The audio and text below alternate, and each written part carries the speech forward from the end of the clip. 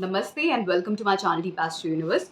आज मैं आपके साथ बात करूंगी वृषभ लग्न राशि वालों के लिए कैसा रहेगा जुलाई 2026 का महीना। अगर मैं आपके लिए बात करूं तो जुलाई 2026 में बहुत बड़े बड़े बदलाव होने वाले हैं। और ये जो बदलाव हैं ये कहीं ना कहीं आपके जीवन में एक बड़े डायरेक्शन की तरफ आपको लेके जा रहे हैं। और वो जो बदलाव आपको अलग डायरेक्शन में लेके जा रहे हैं ये कहीं ना कहीं आपके जीवन में स्थिरता लेके आएंगे और बहुत बड़े ऐसे आपको लाभ देंगे जो आपने जीवन में सोचे भी नहीं होंगे। क्योंकि मैं अभी उसकी शुरुआत करूं, मैं आपको बता दूं आपके जो लग्न के स्वामी हैं उनका जो ट्रांजिट है वो 4 जुलाई से ही सिंह राशि में हो जाएगा। अभी आपके लग्न के छठे भाव के स्वामी हैं और कहाँ पे आ जाएंगे, चौथे भाव में आ जाएंगे जहाँ पे केतु देव भी हैं।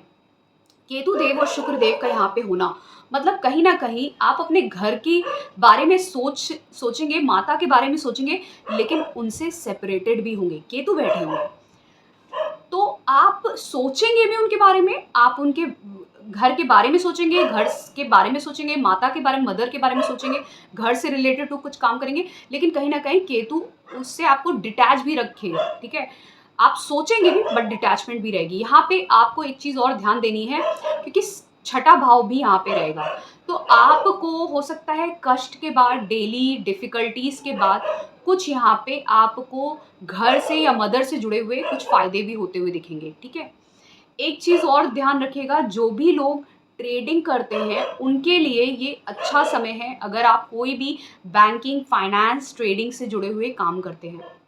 एक चीज और यहाँ पे मैं बोलूंगी, राहु करेंटली आपके उस वक्त दसम भाव में रहेंगे और राहु की जब दृष्टि आपके लग्न के स्वामी पे पड़ती है तो यहाँ पे एक लव रिलेशनशिप ग्रो करने का समय रहता है, धन बढ़ने का समय बहुत अच्छा रहता है। देखिए मैं एक चीज मैं क्योंकि ये मैं बात कर रही हूँ सभी लग्न वाले, अगर कोई भी देखता है तो मैं बता दूं, राहु अभी कुंभ राशि में बहुत स्ट्रांग है। जब जब शुक्र देव उनके त्रिकोण में या उनके सामने आएंगे, जैसे उनसे मिथुन राशि में जब शुक्रदेव जाएंगे, राहु से त्रिकोण में जाएंगे, सिंह राशि में जब जाएंगे और जब तुला राशि में जाएंगे शुक्रदेव, तब वो समय होगा। और जब स्वयं कुंभ राशि में आ जाएंगे शुक्रदेव राहु के साथ, लेकिन वो नहीं हो पाएगा।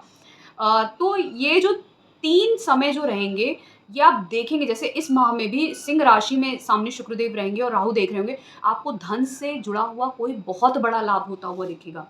ठीक है, धन से जुड़ा हुआ, प्रॉपर्टी से जुड़ा हुआ, और आपको अचानक से होगा बहुत बड़ा लाभ, धन का जुड़ा हुआ बहुत बड़ा लाभ होगा। ठीक है, तो ये एक बहुत इंपॉर्टेंट चीज़ है। और कहीं ना कहीं आप इंजॉय करते हुए दिखेंगे, घर पे, घर के साथ, फैमिली मेंबर्स के साथ इंजॉय करते हुए दिखेंगे। पैसा जाएगा भी लेकिन पैसा आएगा भी। ठीक है, और बहुत सारे कंफर्ट्स भी बढ़ते हुए दिखेंगे, आपके मन की इच्छाएं पूर्ण होते हुए दिखेंगी। राहु इच्छा पूर्ण कर देता है अचानक से, धन से और कंफर्ट से जुड़ी हुई। फिर उसके बाद अगर मैं बात करूं बृहस्पति देव की, बृहस्पति देव कर्क राशि में रहेंगे और पुष्य नक्षत्र में एंटर कर जाएंगे 18 जून से। तो बृहस्पति देव 2 जून से वैसे भी कर्क राशि में तीसरे भाव में है। आपके लिए बृहस्पति देव फंक्शन मेलेफिक माने जाते हैं, लेकिन नेचुरल बेनिफिक होने की वजह से और अपने अष्टम भाव से वो अष्टम चले गए हैं। ठीक है, तो तीसरे भाव में रहते हुए मैं उन लोगों के बारे में ज़्यादा चर्चा करूंगी जो जैसे स्किल्स का बहुत यूज़ करते हैं, हैंड स्किल्स का, जिनके काम में स्किल्स बहुत है, चाहे वो डॉक्टर हो, चाहे वो साइंटिस्ट हो, टेक्नोलॉजी के फील्ड में हो, जिस भी फील्ड में हो जहाँ पे आपको रिगरस स्किल्स की ज़रूरत होती है।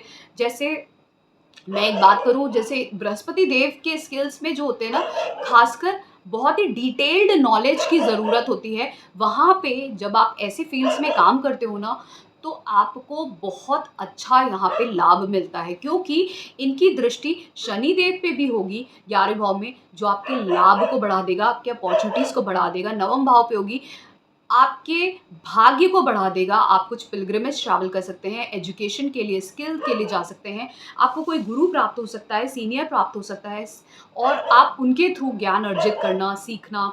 शादी की बात हो सकती है, बिजनेस बढ़ सकता है, शादी में प्रॉब्लम्स चल रही थी उससे रिलेटेड कुछ सिचुएशन आपके लिए सही हो सकती है। तो बहुत सारे और ट्रैवल्स भी होंगे, आपके शॉर्ट डिस्टेंस ट्रैवल्स भी होंगे, लॉन्ग डिस्टेंस ट्रैवल भी होंगे इस समय में। फिर ध्यान रखिएगा, सूर्यदेव की बात करें, सूर्यदेव मिथुन राशि में रहेंगे 16 जुलाई तक। लेकिन 16 जुलाई तक जब तक कि वो मिथुन राशि में है, वहाँ पे बुध देव भी कुछ समय के लिए उनके साथ रहेंगे। बुध देव की चाल कुछ इस तरीके से है कि वो 7 जुलाई को वक्री रहते हुए बुध में मिथुन राशि में रहेंगे, और वहाँ पे जब वक्री रहते हुए 7 जुलाई को सूर्य देव के साथ रहेंगे। उससे पहले वो कर्क राशि में होंगे और फिर वापस से उनकी चाल इन 2 राशियों में लगातार 3 महीने में बदल रही है, मई, जून, जुलाई में।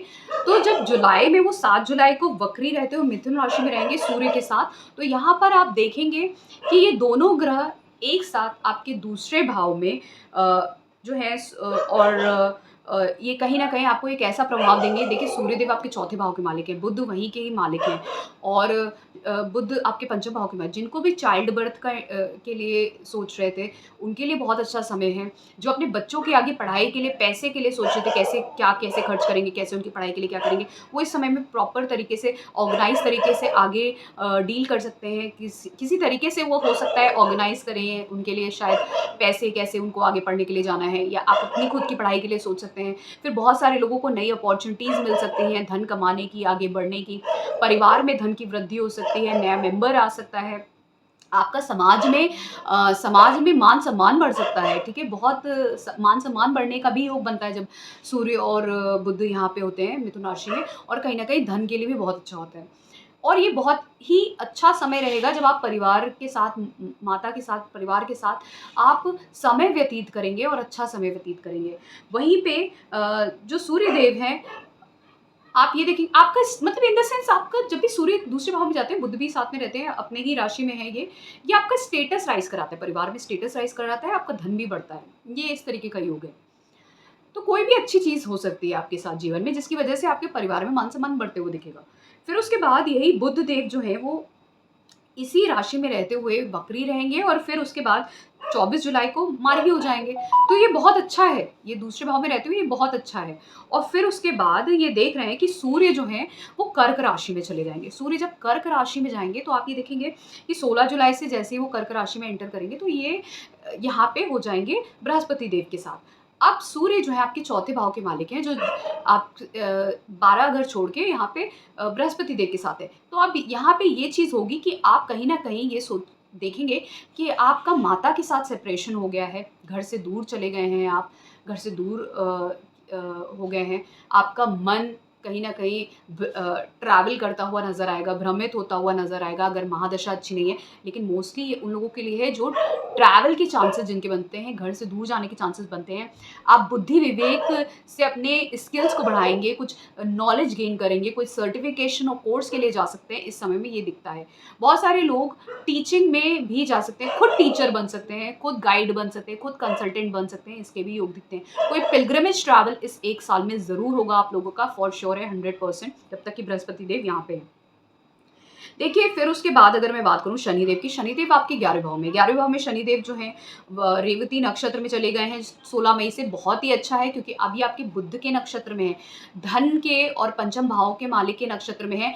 बच्चा होना, चाइल्ड बर्थ होना, आपको बड़ा पद प्राप्त होना, आपकी समाज में पद प्राप्त होना, धन बढ़ना, बहुत सारे आपके सोशल रिकॉग्निशन मिलना, सोशली आप बहुत ज़्यादा एक्टिव रहोगे, जहाँ से आपको बहुत ज़्यादा लाभ होगा, मीटिंग्स होंगी, इस तरह की चीज़ें। शनिदेव अब रेवती नक्षत्र में आखिरी पड़ाव पे हैं, तो आपको जो भी लाभ करियर और आपके भाग्य से जो भी मिलना है इस समय में, अब आपको मिलेगा रेवती आखिरी। और वो रेवती नक्षत्र क्योंकि बुध का नक्षत्र है, दूसरे और पंचम भाव का, ये इन सब से जुड़ी हुई एक चीज़ है। अगर आप अच्छी एजुकेशन के लिए भी जाना चाहते हैं, आपके लिए बहुत अच्छा समय है, आपको कोई बहुत अच्छा कॉलेज भी मिल सकता है। वक्री शनि हो जाएंगे 27 जुलाई से, लेकिन वक्री शनि का प्रभाव आपको अगस्त से ज़्यादा अच्छा मिलेगा, जुलाई में कम मिलेगा क्योंकि तब उनका स्लो प्रभाव होता है, तो इसलिए वक्री भी प्रभाव मिलेगा आपको, अगस्त से मिलेगा।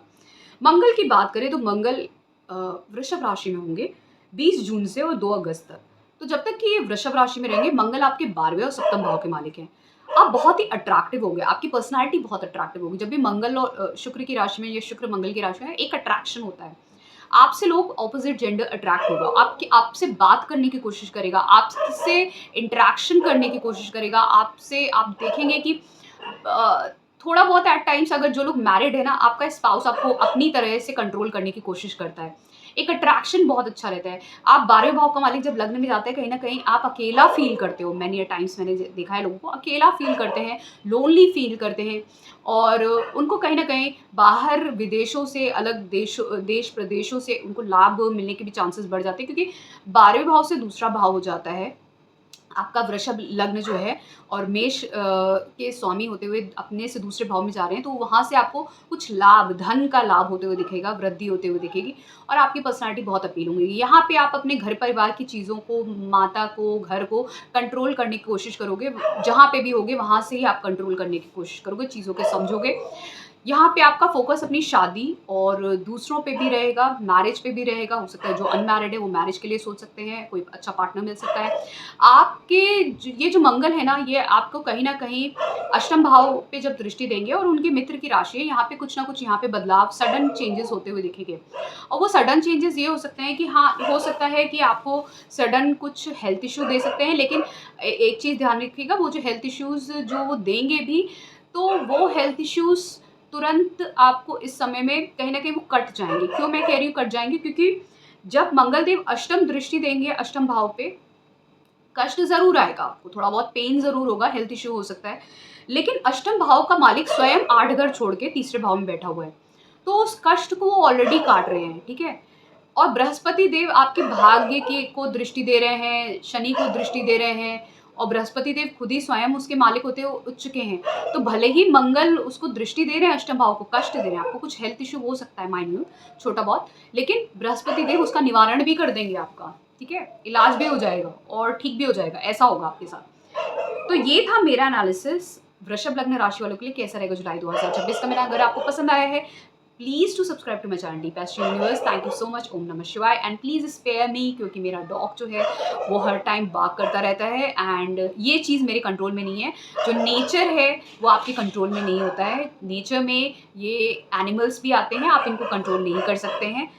इनकी भी लाइफ है, इनके भी अपने तरीके हैं, ठीक है? तो इसलिए मैं कंट्रोल करना पसंद नहीं करती। तो मेरा डॉग जो है वो कहीं न कहीं मुझे ही सुन के बार्क करता है कि मैं उससे दूर हो जाती हूँ थोड़े टाइम के लिए भी, तो बार्क करना स्टार्ट कर देता है। Thank you so